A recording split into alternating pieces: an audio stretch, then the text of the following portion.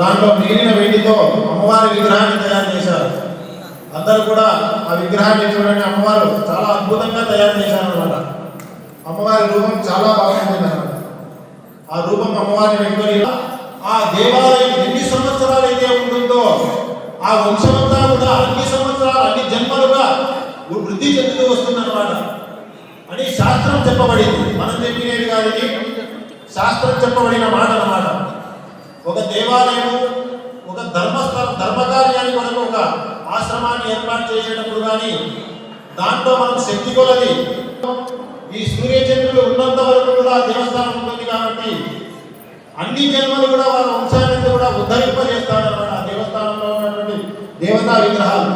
అందుకే ఒక లోక కళ్యాణార్థం కోసం చేసేటప్పుడు ఒక్కరు ఖర్చు పెట్టుకొని చేసుకోకూడదు. నలుగురిని కనుక్కొని ఖర్చు పెట్టుకొని చేయడం వల్ల కూడా ఆ ఒక్కరి ద్వారా వచ్చినటువంటి ఆ నలుగురు కూడా వాళ్ళ వంశానంతా కూడా ఉద్ధరింపజేస్తాడు. కాబట్టి ఆ పరమేశ్వరుడు అందుకు కానీ ఇటువంటి ధర్మకార్యాలలో మీకు తోచినంత ధనం కానీ వస్తువు పేరు కానీ ఆ పుణ్యఫలాన్ని అనుభవిస్తూ రావచ్చు అన్నమాట. అందుకే కానీ ఇటువంటి కార్యక్రమాలన్నీ కూడా అందరూ కలిసి కట్టుకొని చేయాలి. ఒక వినాయక చవితి చేసిన, దసరా నవరాత్రులు చేసిన, తర్వాత యజ్ఞయాగాదులు చేసినా కూడా దాంట్లో మనం ఎంతో కొంత దాంట్లో సమర్పించుకోవడం వల్ల కూడా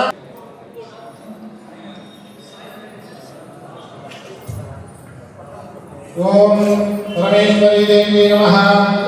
ఓం జాతవేదసే నమః. సోమరావి జగోదినః నివేదః సనప్పర జగతి దుర్గాని కృష్ణానామే వసిద్ధం సరితాత్తిః తామగ్నికరణాం తమసాన్వరం దివాత్ వస్తి విరతి దుర్గాని విశ్వాః పూస్తం రుష్వే బహుమాన గర్భే పవాదహకాయ తనయాజ సంయోః విశ్వానినో దుర్గః జాతవేదసిద్ధం తనాపాదిరితాధిపసి అగ్నేః మనసా గుణానోః స్మాగం లోంచ విధానోరాః మృతనాది జగత్సహమానముగ్రమగ్నిగంభుమేవ నమః తదస్తాః సనప్పర జగతి దుర్గాని విశ్వానామే విశ్వాం ఏవ సిద్ధం తరితాత్తిః తామగ్నివర్ణాం తమసాత్వలంతే మయరోజనే కర్మవదే సృష్టాః దుర్గా దేవీ శరణమహం ప్రపద్యే సంయోః విశ్వానినో దుర్గః జాతవేదసిద్ధం తనాపాదిరితాధిపసి అగ్నేః త్రివర్ణమసా గుణానోః స్మాగం లోంచ విధానోరాః ముదనాది జగత్సహమానముగ్రమగ్నిగంభుమేవ నమః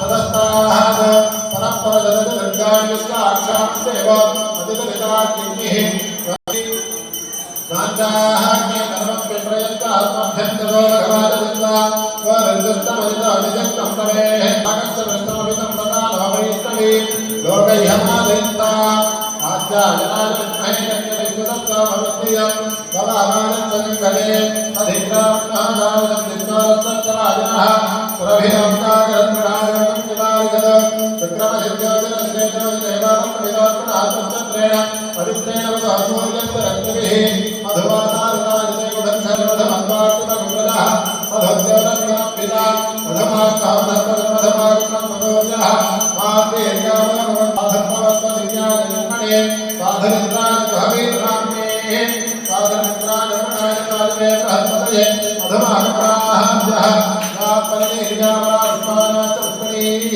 బృహత్పతిప్రదోదానం సమర్పయామి.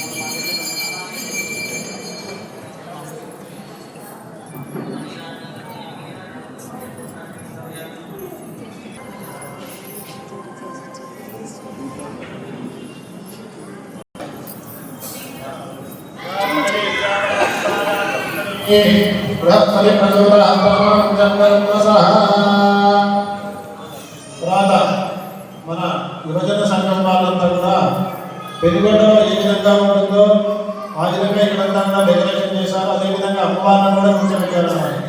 అంటే మధ్యలో నగరేశ్వర స్వామి, అమ్మవారికి వెనక భాగంలో నగరేశ్వర స్వామి ఉంటాడు. అంటే ఆయన మధ్యలో ఉంటాడు కాబట్టి మనకంతా వ్రతానికి అమ్మవారు విశేషంగా ఉంటారు కాబట్టి ఈ అలంకారంతో అమ్మవారిని ఇక్కడ కూర్చోబెట్టుకున్నాము. తర్వాత ఆ స్వామి వెనక మధ్యలో ఉంటాడు. తర్వాత స్వామి వచ్చేసి కుడి భాగంలో వాసవి కన్యకా పరమేశ్వరి, ఈ అమ్మవారు వాసవి కన్యకా పరమేశ్వరి అమ్మవారి దర్శనము. తర్వాత ఎడమ భాగంలో మహిషాసురమర్దిని అంటే కాళికామాత, ఆమె యొక్క దర్శనం జరగాలి. ఆ విధంగా ఉండాలి ఇక్కడ. అంటే కొంతమంది అక్కడికి వెళ్ళని వాళ్ళు ఎవరైనా ఉంటే, ఒకవేళ వెళ్ళలేని వాళ్ళు ఎవరైనా ఉంటే ఆ స్థానంలో